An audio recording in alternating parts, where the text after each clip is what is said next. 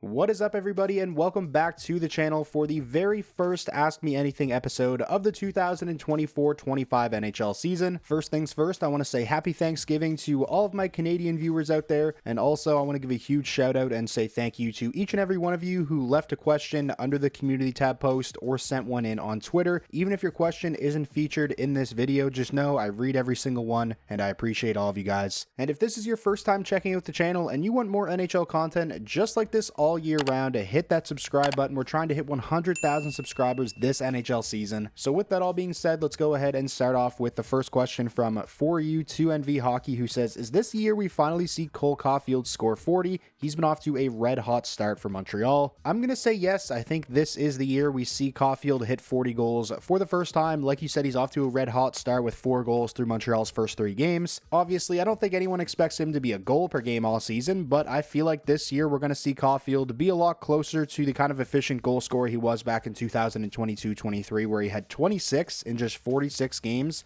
That's over a 45 goal pace across a full 82 game season. I feel like last season is going to end up being a bit of an outlier year for Cole Coffield. Obviously, 28 goals in 82 games is nothing to scoff at, but he only shot 8.9%. I don't think there's going to be many seasons throughout Cole Caufield's career where he has a shooting percentage below 10. Moving on now to the next question. This one comes from Canada Has Its Boy, who says, thoughts on Utah's season so far? They have been very impressive, a perfect 3-0 record up until this point, and they're actually playing the New Jersey Devils right now as I'm recording this. I definitely think their most recent win on the road in overtime against the New York Rangers has been the most impressive of their 3 wins so far. The offense is clicking on all cylinders. They're already up to 16 goals in 3 games, albeit a very small sample size. There are 7 players on the roster who are point per game so far through these 3 games. Keller, Cooley, and Gunther I think have been especially impressive. Dylan Gunther actually leads the league with 5 goals. Lots to like about this Utah team so far. They're young, they're fast, there's obviously an insane amount of skill on that roster, and offense aside, Connor Ingram's numbers haven't even been great through 3 games, and yet they still find themselves 3-0. And if you remember Connor Ingram's first half of last season, he was unbelievable. If he's able to get back to even playing close to the level he was playing at the first half of last season, then this Utah team may just get even scarier. The next question we have comes from Ian Guru Data, who says, after this small sample size of week 1 and the preseason, I suppose, do you have a dark horse pick for the Calder, a rookie to keep an eye on? Honestly, not really. I might have a better answer to this question 2-3 weeks from now, but so far I think a lot of the guys that we expected to be in the race for the Calder Trophy have been the best rookies in the league. Logan Stankoven,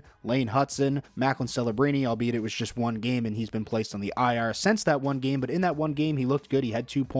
Maybe Sheamus Casey would be a good answer to this question. He's got 2 goals through the Devils' first 4 games of the season, and actually I just looked up at my TV and he just scored again, so now he's up to 3 goals in 4.5 games. So he's been very productive for the Devils so far, albeit in sheltered minutes, but he's making the most out of this opportunity with Brett Pesce injured. And Sheamus Casey definitely isn't a player a lot of people were talking about coming into the season as somebody who could win the Calder Trophy now. Again, it's still a very small sample size, and there's a good chance he may not even be an everyday player for the Devils this season once Brett Pesce comes back, but up until this point I feel like he's probably the best answer to this question. The next question we have comes from Karen Ratton, who says, do you think Stolarz will have the starting job over Joseph Woll going forward? I'm gonna say yes, at least for the foreseeable future. Last season with the Florida Panthers, Anthony Stolarz was one of the best goaltenders in the league statistically, albeit in a backup role, not a starting role, but so far this season he's looked very good for the Maple Leafs as well in the couple of games he's played. So as long as he continues to play well for the Maple Leafs while Joseph Woll is on the shelf with an injury, or even when Joseph Woll comes back from injury, I think we're going to see Stolarz getting the majority of starts this season for Toronto. I feel for Joseph Woll, I really do. It's not a huge sample size, but every time throughout his career he's been up in the NHL playing with the Leafs, he's usually performed pretty damn good. The guy just cannot stay healthy. Moving on now to the next question. This one comes from Captain Poppy, who says, with the Oilers 0-3, how soon before we see a change? I personally think they need to go out and get a defenseman, but they may fire the coach just like last season. I feel like we're still quite a ways away from Chris Knoblauch being on the hot seat. I don't think anyone should be hitting the panic button just yet when it comes to the Edmonton Oilers. I mean, it's only been 3 games and we saw the kind of turnaround they were able to put together last season. That being said, it's definitely not a good thing that that they're off to a slow start once again, and I feel like with this Oilers team right now, it's kind of hard to pinpoint any one thing and say that's the problem, that's why they're off to this 0-3 start, especially in last night's game against the Calgary Flames. Obviously, they had some unfortunate luck with 2 goals being disallowed, and I get that that can be deflating, but after the second goal was disallowed, the Derek Ryan goal, which would have made it 2-0, but it was called back for an offside call. After that, the Oilers just looked like completely checked out. They looked like they didn't even want to be playing in that game anymore. From that point on, it was all Calgary Flames. The Oilers were just standing around. They were losing every puck battle, every race to a loose puck. And when I say the Oilers, I mean everybody on the team. Even Connor McDavid looked uninterested last night on Rasmus Anderson's goal, which tied things up at 1 and was really the turning point in the game. McDavid made an incredibly poor defensive effort. It was a bad look. The entire team needs to pull it together,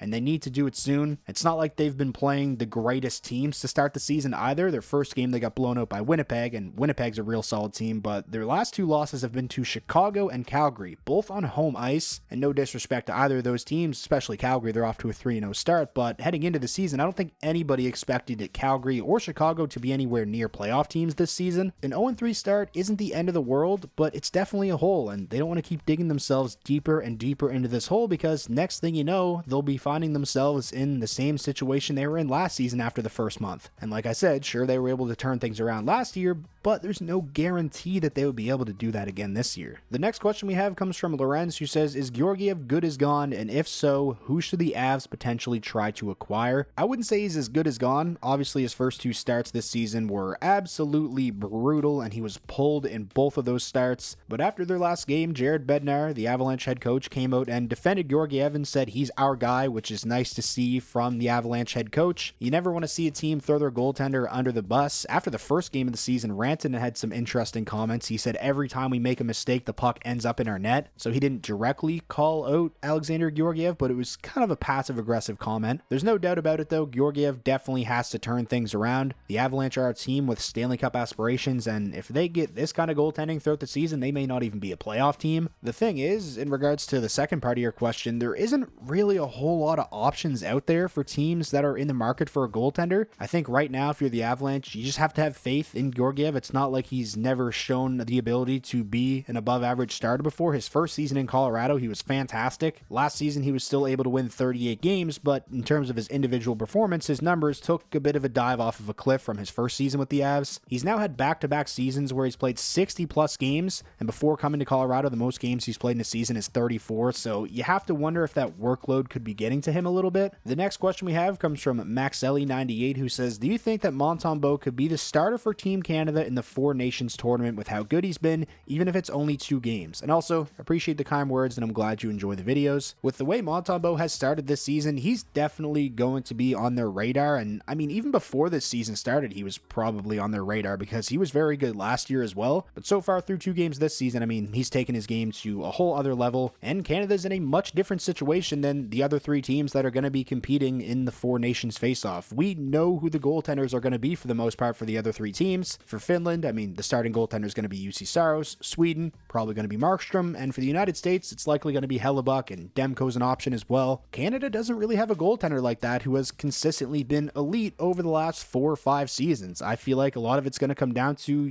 getting hot at the right time. So if Montembeault is able to continue this elite play over the next couple of months, he's going to be a legit option for Canada. Next up, this question comes from Tarwin, who says, going into the season, we knew the Red Wings defense was a liability. How concerned should we be considering that anything less than a stellar goaltending performance equates to a loss? I would say pretty concerned. Obviously, I'm happy they picked up the win in the most recent game against Nashville, but it took Cam Talbot having an unbelievable shutout performance for them to secure that win, and let's be real, it's unrealistic to expect that kind of performance every single night, especially from one of Ville Husso, Alex Lyon, or Cam Talbot. Earlier today on his Patreon, Jay Fresh posted a chart, 5v5 expected goals for percentage as of today, October 14th, and the Red Wings rank 29th in the NHL with a 5-on-5 expected goals percentage of 39.4, which is abysmal. It's a small sample size, sure, but even going back to last season, the Red Wings were towards the bottom of the NHL in 5-on-5 expected goals percentage. They got out-chanced pretty consistently last season, and they've gotten out-chanced consistently so far this season through 2 games, except last season they were able to outscore a lot of their defensive problems because they had an unsustainably high team shooting percentage. One thing I will say I've been pleased with so far through the first 2 games is players are being held accountable. Even though it was just one game, their home opener was abysmal. Ville Husso performed poorly. He got placed on waivers. Erik Gustafsson had a terrible game. He came out of the lineup, and Albert Johansson made his NHL debut, and I thought he was actually one of Detroit's better defenders in that game against Nashville in terms of defensive impact. I'm trying to stay positive, and I'm trying to stay optimistic as a Red Wings fan, but even though they're 1-1 through 2 games, I haven't really been all that impressed by what I've seen outside of a select few players, Cam Talbot being one of those players. Next up, this question comes from Wheel of Time, who says, after Nashville's start, do you think we might have been overrating them from the beginning, or is it just a fluke? I mean, I'm sure they were overrated by some people, but I wouldn't be concerned at all if I was a Predators fan. They're 0-2, but their first game, they lost to Dallas, who look like the best team in the NHL right now, and their second game, like we just talked about, they got absolutely goalied by Cam Talbot. Once again, referencing the chart Jay Fresh put up on Patreon today, Nashville currently ranks 11th in 5-on-5 expected goals percentage, so they're generating chances. I think it would be different if they were playing very poorly and they were 0-2, but I don't really think they have been, so I wouldn't worry about Nashville at all just yet. Next one, this one comes from Igor for Vesna on Twitter, who says, do you think Igor deserves the $12 million plus that he's asking for? Would it make sense for the Rangers to pay that even with the cap going up? Massive goalie contracts always worry me a little bit because it really is a random position, and guys pop off for one good season, get paid, and then completely fall off a cliff all the time. But Igor Shesterkin is on a short list of guys who over the last 4 or 5 seasons have consistently been elite. He is in the conversation for best goaltender in the NHL. If there is a goaltender in the league that deserves this kind of money, he's probably on the short list that do. Let's say, just for example here, he does sign a deal for $12 million plus a season. Comparing that to what other goalies in the NHL make, other elite goalies in the NHL, maybe it's an overpay by a few million, but I think overpaying Shesterkin by a few mil per season is much better than the alternative, which could be potentially losing him as an unrestricted free agent. Next up, this question comes from Holmberg fan, who says, what are your thoughts on the Timothy Liljegren situation, and where do you think he ends up? Steve Dangle made a tweet earlier today that I think sums this situation up pretty good. He said Liljegren had a bad enough preseason that he didn't deserve to be in the open night lineup, but he's not so bad that he never deserves to play again. You have 2 extra D, can't trade them, then play them. Based off of all the reports up until this point, there hasn't been a formal trade request made by Liljegren and his agent, but it does sound like he would be open to a change of scenery, and if that is ultimately what ends up happening, I think there would be a lot of teams interested in Liljegren. He's still relatively young. He's a right-shot, cost-controlled defenseman who up until this point in his career has been a bit of an analytical darling. The underlying numbers look solid, albeit he's never played a massive role. I think the Oilers would make sense. They could definitely use a right-shot defenseman to slot in on that second pairing. I mean, I can't imagine Liljegren would be any worse than what they've thrown out there so far this season. And now finally finishing up today's episode with the last question from Towel Sneeze on Twitter, who says, thoughts on Dahlin and Krebs fighting in practice?